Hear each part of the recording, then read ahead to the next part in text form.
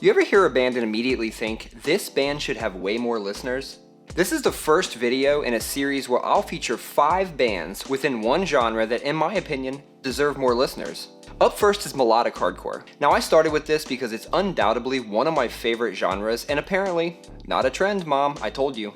I love how it seamlessly blurs the lines between rock, hardcore, and punk without sacrificing the emotional impact. We all know bands like Comeback Kid, Counterparts, or Defeater, but what about the bands getting under 1,000 monthly listeners on Spotify? And before we get into these 5 deserving artists that you probably haven't heard, hit that like button for me.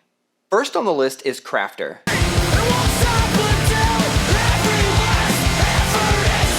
Hailing out of Massachusetts, they formed in 2014 and disbanded recently in 2022. Now, this is actually one of my favorite bands on the list and just in general. I'm sad to have discovered them so late, but the music they released held up very well.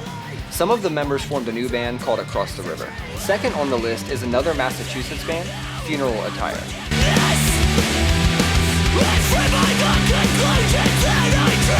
They formed in 2015 and was actually managed by Brendan Murphy of Counterpart. Sadly, they disbanded just 4 years later after releasing one full-length studio record and a split. Number 3 is Exhibitors.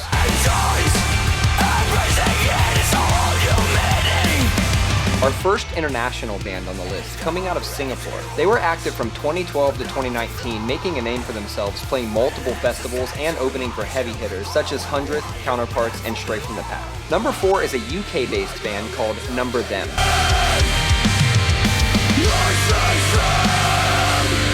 They formed in 2013, coming to an end about 2018.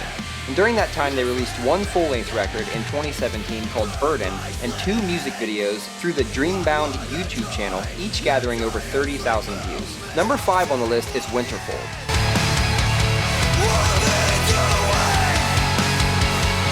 They were active the shortest time out of the bands on our list, just 3 years from 2012 to 2015.